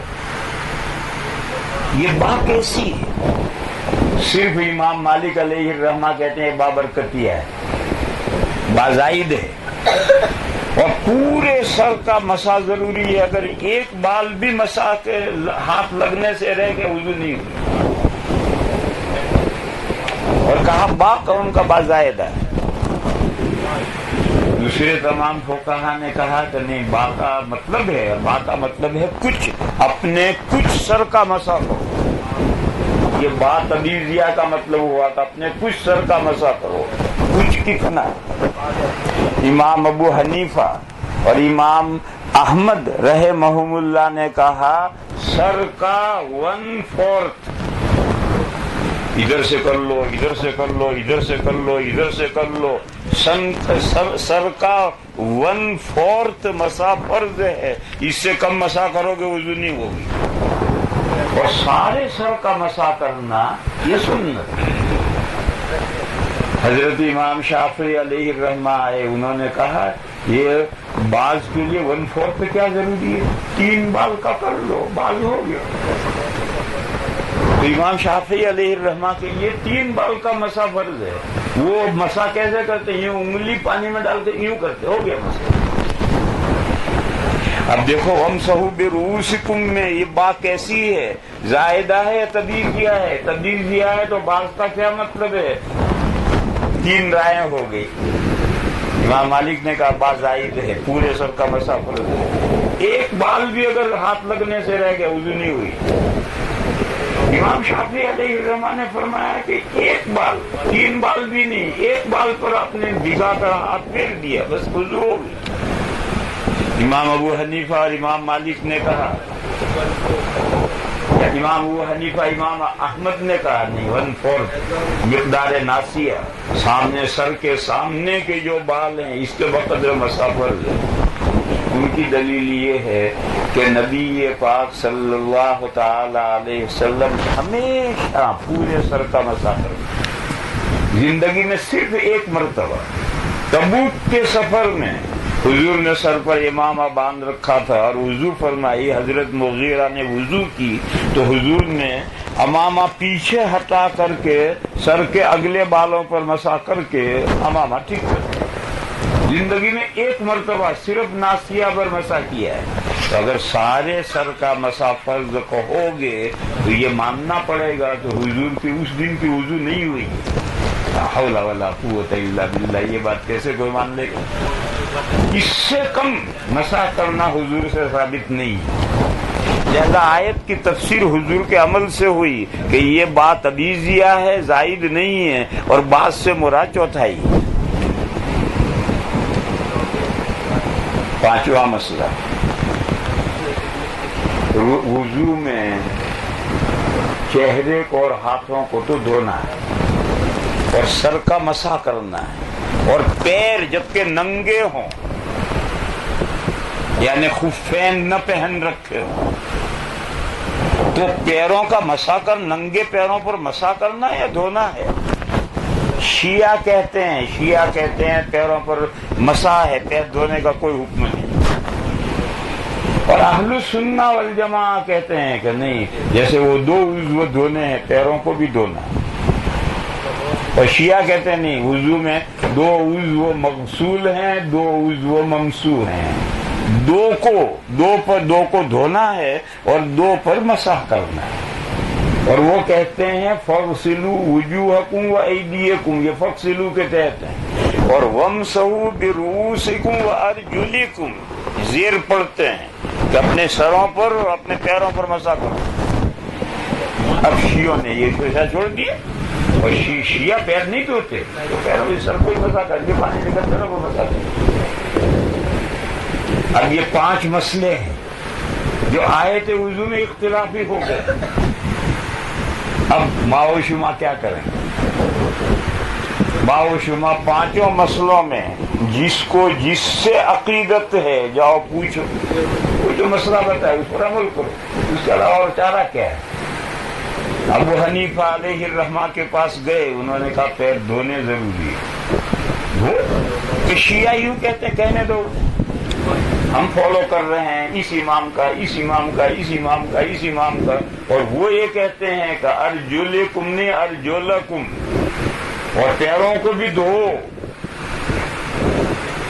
وضو میں اگر موالات ہے تو وضو ہوگی یا نہیں ہوگی، اختلاف۔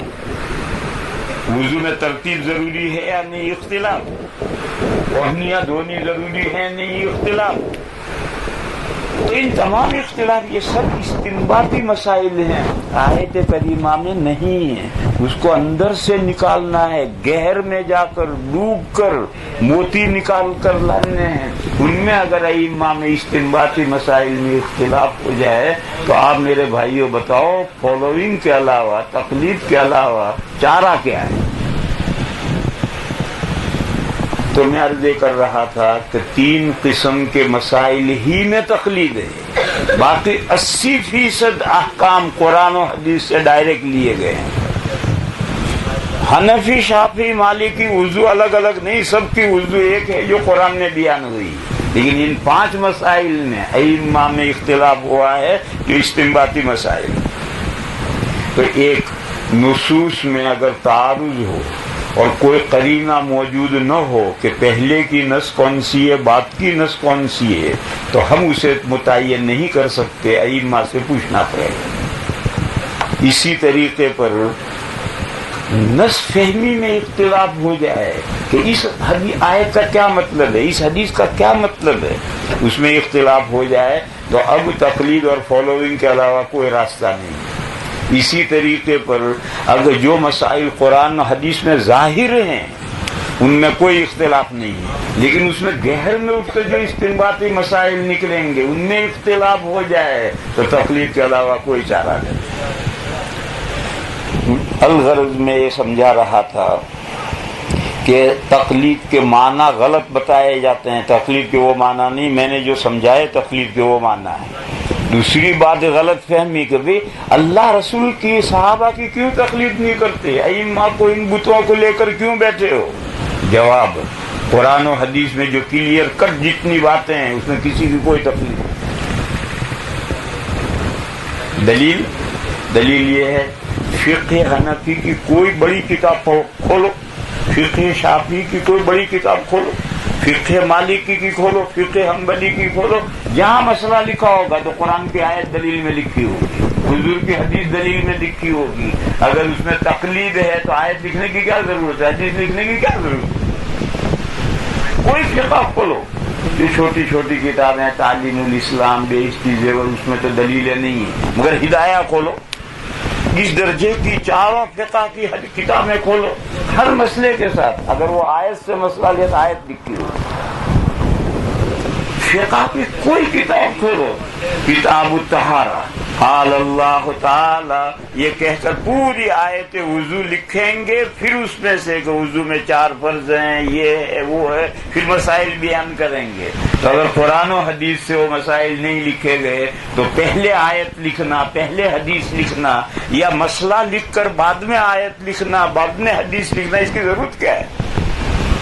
لیکن ہاں یہ 3 قسم کے مسائل آئیں گے تو پھر قال ابو حنیفہ آئے گا، پھر قال ابو حنیفہ آئے گا، قال شافعی آئے گا، قال مالک آئے گا، قال احمد آئے گا، پھر امام شافعی کی دلیل پیش کریں گے، امام مالک ابو حنیفہ کی دلیل پیش کریں گے، مگر یہ 80% جو حصہ فقہ کا ہے اس کو الگ مرتب کریں اور 20% کو الگ مرتب کریں، یہ ممکن نہیں۔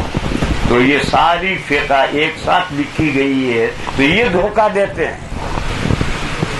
فقہ حنفی، ارے اللہ رسول کی پیروی کرو، فقہ حنفی پر کیوں چل رہے ہو؟ ارے اس فقہ حنفی میں 80% تو اللہ رسول کی بات ہے، 20% ہی دوسری بات۔ پھر ایک سوال ہے، وہ آپ کو بہت زیادہ اپیل کرے گا، وہ یہ ہے، پہلا سوال تو ہے کہ اللہ رسول کا فالو کیوں نہیں کرتے، یار اماموں کو کیوں لے کے بیٹھے ہو؟ تو جواب میں نے دے دیا، قرآن و حدیث کا فالوئنگ ہے۔ اور 3 قسم کے مسائل جو قرآن و حدیث میں سے نکلے ہیں ان میں صرف فالوئنگ ہے۔ پھر دوسرا سوال ہے کہ ابو بکر و عمر کی فالوئنگ کیوں نہیں کرتے، حضرت عائشہ کی فالوئنگ کیوں نہیں کرتے، صحابہ کی تقلید کیوں نہیں کرتے، ان ائمہ کو کیوں لیا ہے؟ اس کا جواب اگر آپ سمجھیں، دیکھو اس امت میں 300 مجتہدین گزرے ہیں، یہ جو 4 امام ہیں ان سے پہلے بھی مجتہد گزرے ہیں، ان کے بعد بھی مجتہد گزرے ہیں، اور 300 مجتہد گزرے ہیں، مگر ان 4 کی کیوں پیروی کرتے ہیں؟ اور باقی جو 200 96 مجتہدین ہیں ان کی کیوں نہیں پیروی کرتے؟ اس لیے نہیں کرتے کہ ان مجتہدین کے بیان کیے ہوئے مسائل A to Z موجود نہیں. کیسے تقلید کریں؟ یہ 4 ہی امام ایسے ہیں کہ اللہ نے ان کو ایسے بہترین شاگرد پیش دیے کہ انہوں نے اپنے اماموں کی فقہ A to Z مرتب کر دی. آپ اگر فقہ حنفی کو لے کر آپ کو کسی دوسرے امام کی فالوئنگ کی ضرورت ہے؟ فقہ حنفی میں A to Z سب مسائل ہیں. فقہ شافعی میں بھی، فقہ حنبلی میں بھی، فقہ مالکی میں بھی A to Z مسائل ہیں. اور بقیہ جو 296 مجتہد گزرے ہیں ان کو ایسے بہترین شاگرد نہیں ملے اور انہوں نے A to Z ان کی فقہ لے کر مرتب نہیں کیے. آج ہم امام اوزاعی کی تقلید کرنا چاہیں تو ہمیں 20% ان کے اقوال ملیں گے، 80% تو ان کے اقوال ہیں ہی نہیں. تو ان کی تقلید کیسے کریں گے؟ 20% میں قول مل گئے، کر لی تقلید، باقی میں کہاں جائیں گے؟ اب سمجھو صحابہ کرام میں کوئی صحابی ایسا نہیں گزرا کہ جس کی فقہ میں A to Z اقوال ہوں. سب سے زیادہ اقوال حضرت عمر کے ہیں، وہ بھی 50% نہیں، اس سے بھی کم ہیں.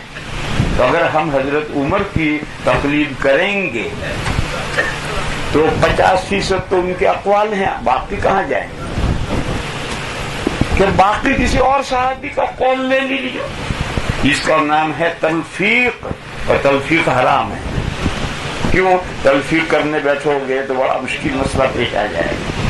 ایک مسئلہ میں حضرت عمر یہ کہتے ہیں کہ اگر کوئی آدمی باوضو ہے اس نے بیوی کو ہاتھ لگا دیا، یا بیوی باوضو ہے اس نے شوہر کو ہاتھ لگا دیا، یا شوہر نے اس کو ہاتھ لگا دیا، وضو ٹوٹ گیا. اور حضرت عائشہ کہتے نہیں ٹوٹتی. امام شافعی علیہ الرحمہ نے حضرت عمر کا قول لیا، امام ابو حنیفہ نے حضرت عائشہ کا قول لیا. حضرت عائشہ کہتی ہیں نبی پاک صلی اللہ تعالی علیہ وسلم باوضو ہوتے تھے اور میرا بوسہ لیتے تھے، چومتے تھے، پھر نئی وضو کیے بغیر نماز پڑھانے تشریف لے جاتے. اب بولو کیا کریں گے؟ صحابہ میں سے ایک صحابی یہ کہتا ہے، ایک صحابی یہ کہتا ہے. تو اگر تقلید کریں تو اگر حضرت عمر کی فقہ A to Z ہوتی تو ہم حضرت عمر کی فقہ لے لیتے اور کسی اور صحابی کا قول لینا ہی نہیں. لیکن جب حضرت عمر کی فقہ 50% ہی ہے تو باقی 50% میں کریں گے کیا؟ اسی طریقے سے جو 300 مجتہدین گزرے ہیں ان میں سے یہ 4 کی فقہ تو A to Z موجود ہے اور کسی کی فقہ A to Z ہے ہی نہیں. بس امام اوزاعی کی تقلید کریں گے تو چند مسائل میں ان کا قول موجود ہے، پھر کہاں جائیں گے؟ امام ثوری کی تقلید کریں گے، سفیان ثوری کی، تو چند مسائل میں ان کے اقوال ہے، پھر کہاں جائیں گے؟ عبداللہ ابن مبارک کی تقلید کریں گے تو چند مسائل میں ان کے قول ہے، پھر کہاں جائیں گے؟ یہ 4 ہی امام ایسے ہیں. یہ ہے ان 4 کی تخصیص کی کہ ان 4 ہی اماموں کی فقہ ان کو اللہ نے بہترین شاگرد عطا فرمائے اور انہوں نے مکمل فقہ الف سے یا تک. اور جو کوئی بچ گیا 1400 سال سے ان 4 کا سلسلہ چل رہا ہے، اور جو نئے نئے مسائل آتے ہیں، جو حنفی مفتی ہیں وہ فتوے دیتے ہیں اور وہ فقہ حنفی میں شامل ہوتے ہیں، جو شافعی مفتی ہیں نئے مسائل میں وہ فتوے دیتے ہیں اور وہ فقہ شافعی میں شامل ہوتے ہیں. اور وہ جو دوسرے مجتہدین ہیں ان کے فالوورز ہے ہی نہیں، نئے مسائل میں کوئی ان کا فتویٰ ہے ہی نہیں، تو ان کی فقہ تو اور ناقص ہے. اس کے بعد آخری بات سنو، قاری صاحب ہل رہے ہیں، ان کا ارادہ کچھ اور ہو رہا. جاؤ جاؤ جاؤ جاؤ. آخری بات سنو، ایک دھوکہ اور دیا جاتا ہے، وہ یہ ہے کہ ہمارا مذہب جو اپنے آپ کو اہل حدیث کہتے ہیں اور جو اپنے آپ کو سلفی کہتے ہیں، سلفی اہل حدیث ایک ہی مطلب ہے، وہ کہتے ہیں ہم قرآن و حدیث کی فالو کرتے ہیں، ہمارے ساتھ پیچھے آؤ. میرے بھائیو سنو، دنیا میں کوئی شخص اسکول آف تھاٹ سے الگ نہیں ہو سکتا. یہ جو ظاہریت ہے یہ اہل حدیث ہونا ہے، یہ جو سلفیت ہے یہ بھی ایک اسکول آف تھاٹ ہے. بس آپ ان کو تو اب گویا 4 کی تقلید چھوڑ کر 5ویں کی تقلید آپ کر رہے، تقلید سے مفر کہاں ہے؟ دیکھو یہ سلفیت یہ بھی ایک اسکول آف تھاٹ ہے، ایک مکتب فکر ہے. ان کے بھی بڑے بڑے اکابر گزرے ہیں اور ان کا ایک سلسلہ ہے. بس یہ کہنا کہ یہ غیر مقلد ہیں، یہ غیر مقلد نہیں ہے، یہ تو ہم سے زیادہ پکے مقلد ہیں. ہم تو ہماری فقہ میں کوئی مسئلہ نہیں ہوتا ہے تو فقہ شافعی میں سے لیتے ہیں،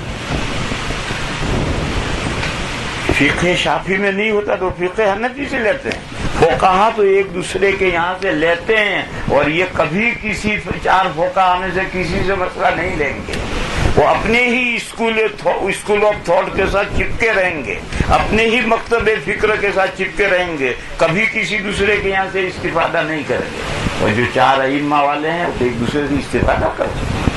ابھی ہندوستان پاکستان جب بنے تو بے شمار مرد گم ہو گئے، اللہ جانے کہاں گئے، مارے گئے، کہاں گئے. تو ان کی عورتیں، بیوہ عورتیں بیچاری پریشان ہو گئی. کوئی کمانے والا نہیں، کوئی کھلانے والا نہیں، کوئی سرپرستی کرنے والا نہیں. اور ہماری فقہ میں یہ ہے کہ شوہر گم ہو جائے تو شوہر کی 90 سال عمر ہو وہاں تک عورت انتظار کرے. ہماری فقہ میں یہ مسئلہ ہے. اب ہندوستان میں جو عورتیں رہ گئی بیچاری، ہندوستان میں ہندو حکومت ہے، اب 90 سال شوہر کو ہوں گے وہاں تک انتظار کریں گے، کیسے مسئلہ بنے. تو اس وقت کے ہندوستان کے سب سے بڑے عالم حکیم الامت حضرت مولانا اشرف علی صاحب تھانوی قدس سرہ نے مدینہ منورہ میں جو مالکی فقہا تھے ان کے ساتھ خط و کتابت کی، مسئلے پوچھے ان سے.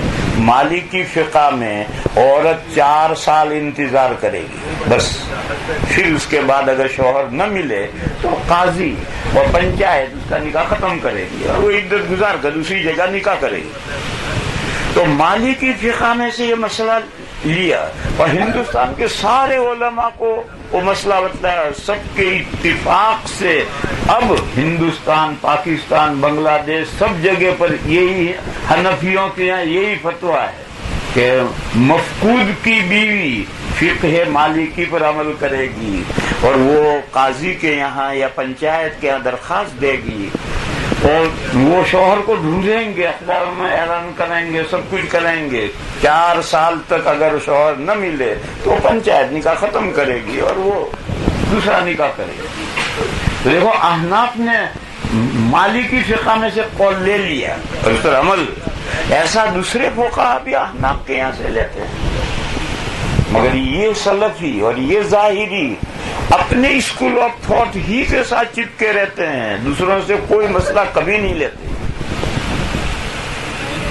پھر ایک آخری بات یہ ہے کہ جب ہر مذہب کے اکابر ضرورت کے وقت دوسری فقہ سے مسائل لیتے ہیں تو پرسنل آدمی، ایک پرسن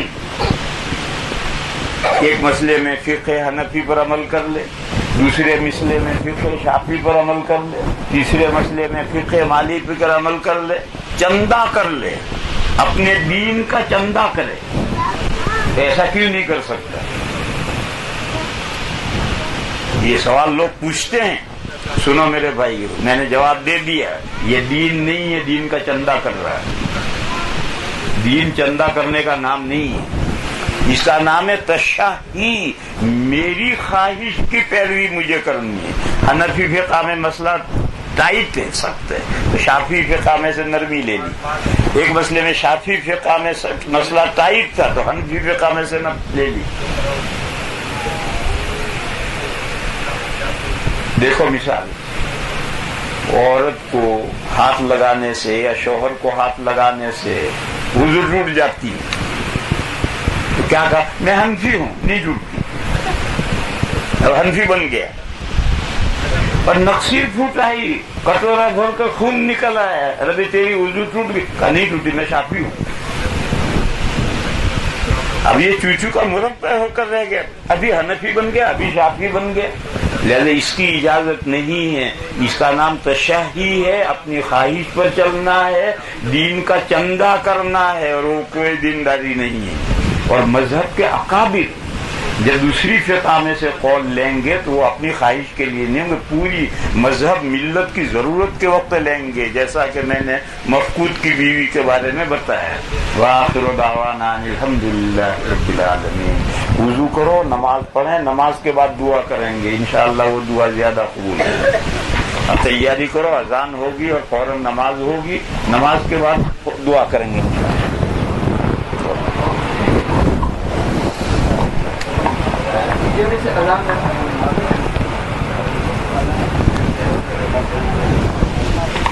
السلام علیکم. میں ہمارا مسجد کے مدرسے کا فلائر ہے، ایک لیٹر ہے، ذرا مہربانی کر کے لے لینا، ٹھیک ہے؟ دائم قرآن اور سننا کا جزاکم اللہ خیر. سبحان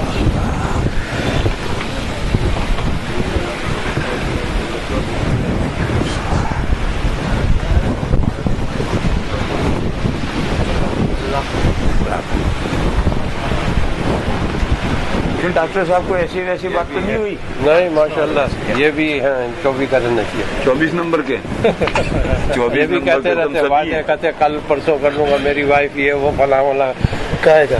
یہ جو انشاءاللہ مولویوں کو جب کوئی کام نہیں کرنا ہوتا تو انشاءاللہ کہتے ہیں تو مولوی نہیں ہونا کرو، زندگی جلدی ہے. ممبئی سے ہوں. بہت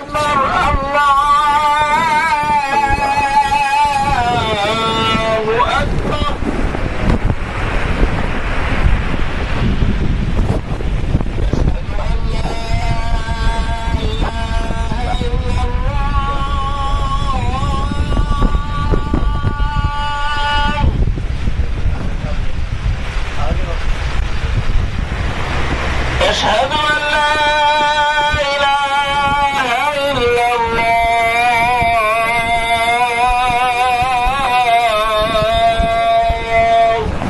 أشهد أن لا إله أشهد أن محمدا رسول الله.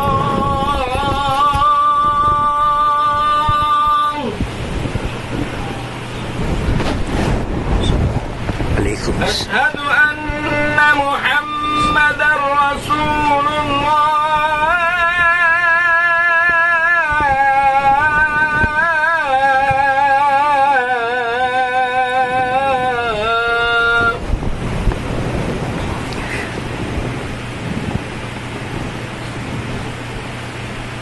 حي على الصلاة.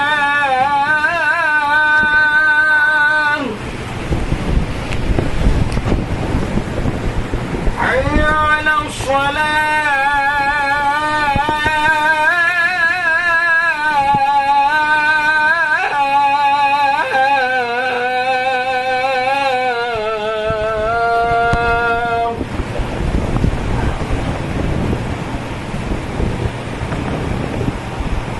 حي على الفلاح.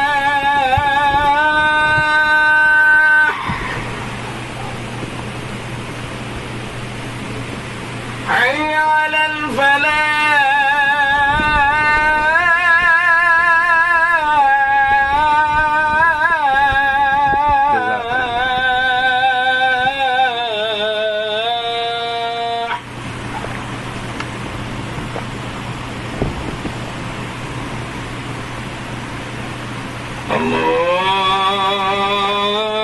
الله أكبر.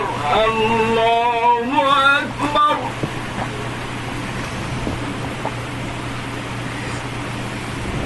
لا